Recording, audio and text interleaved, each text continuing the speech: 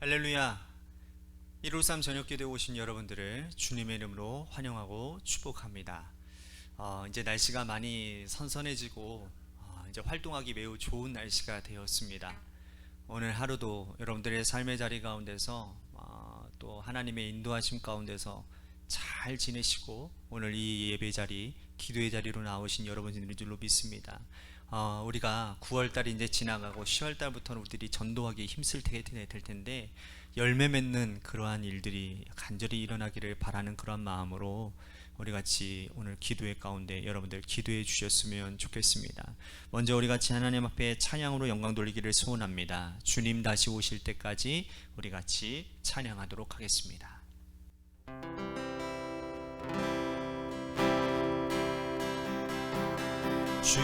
주님 다시 오실 때까지 나는 이 길을 가리라. 좁은 길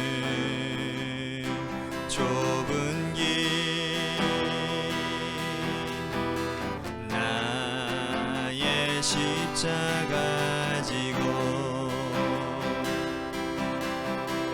나의 가는 이 길 끝에서 나는 주님을 보리라.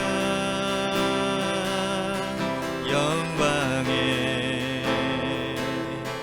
내 주님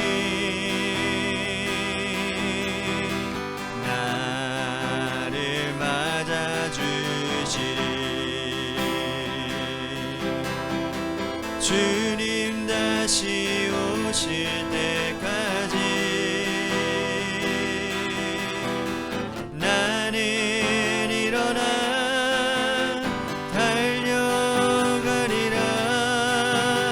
주의 영광 온 땅 덮을 때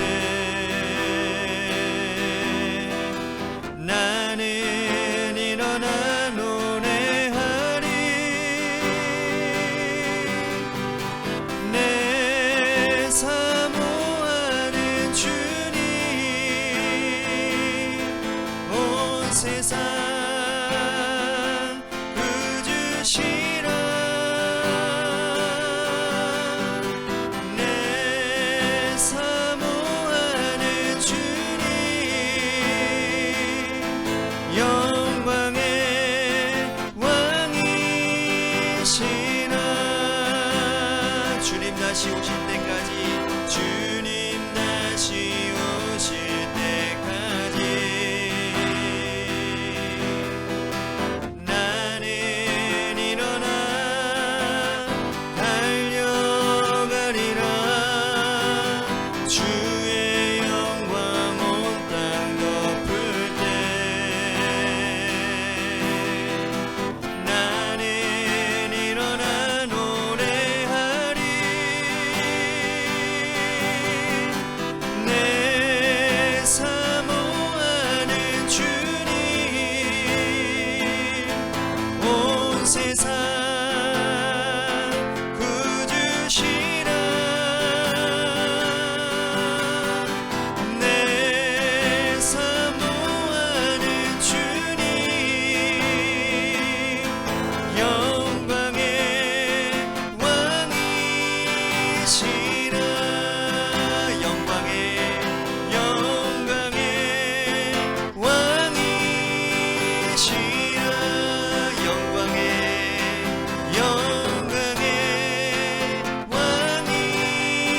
왕이시라.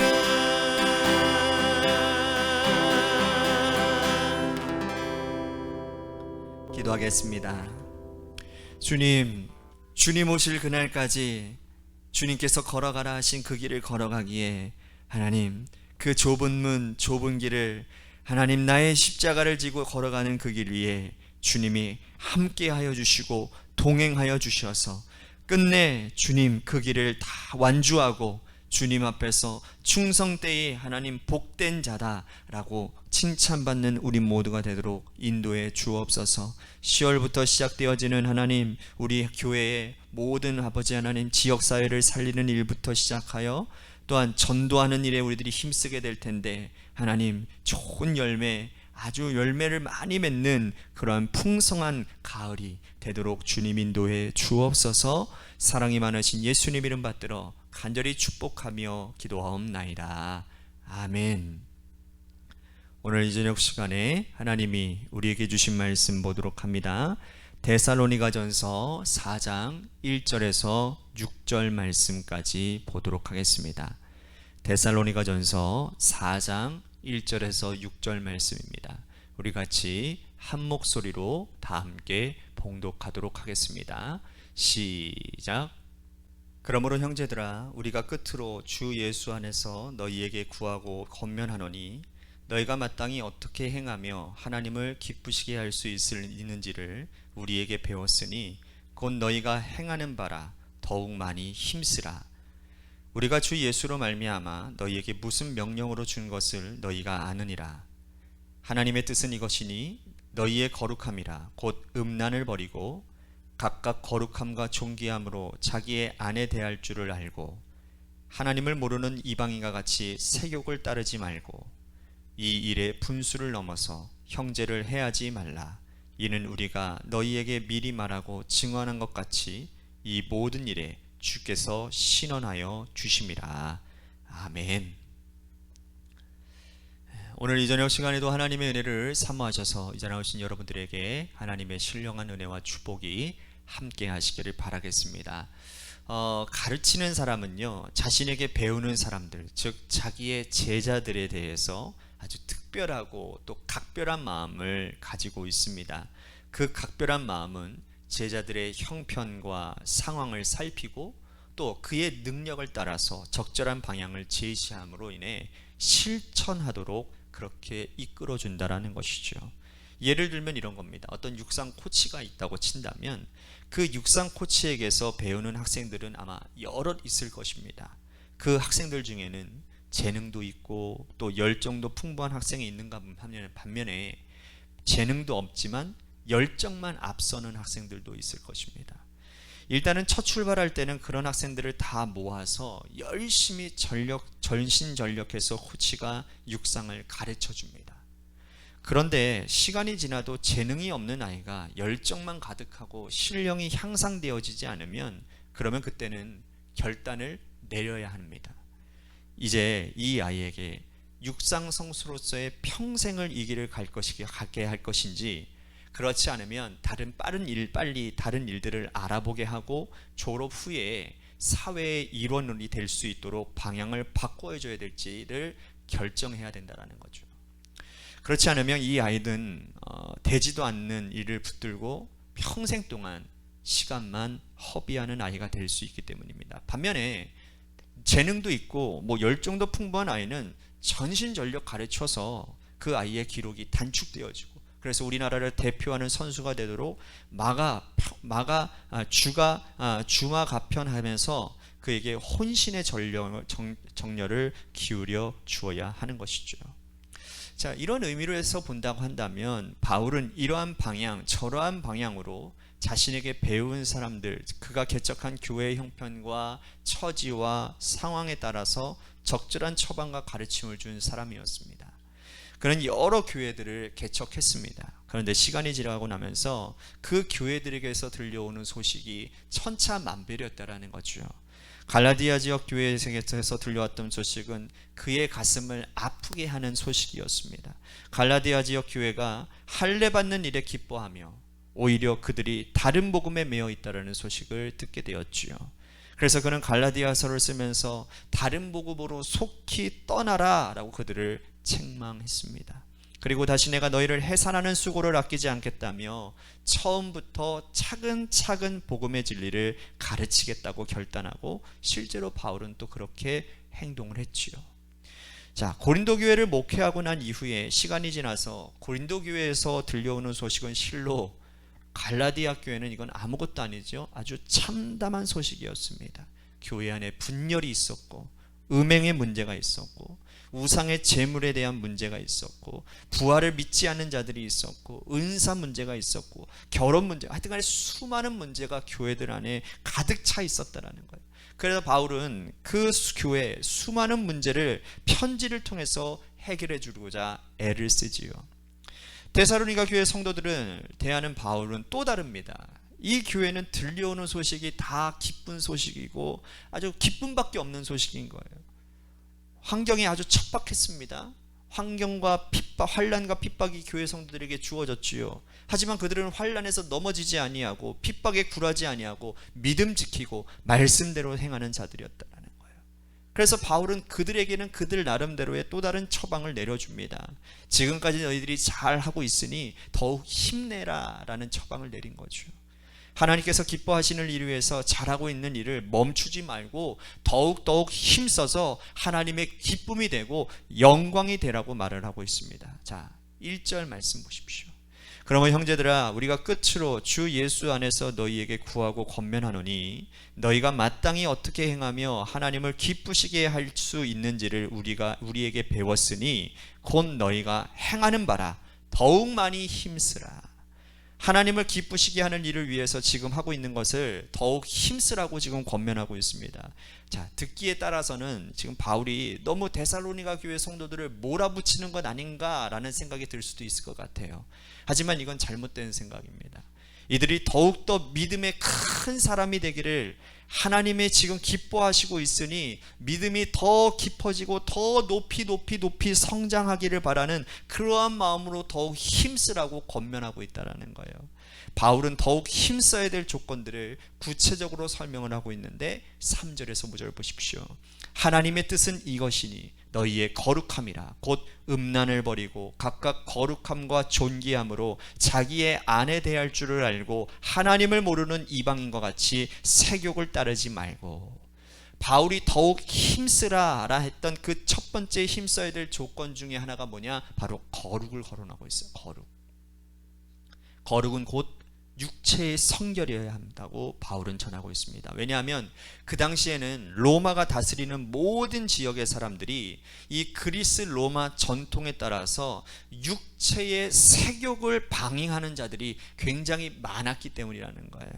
그런데 이들은 이 문제에 대해서 뭐 어떤 죄책감이나 부끄러움을 느끼지 못합니다. 왜냐하면 그 당시의 문화가 그랬기 때문이라는 거죠. 당연히 그렇게 사는 줄 알았고 이건 죄가 된다라고 하는 생각도 하지 않았다라는 겁니다.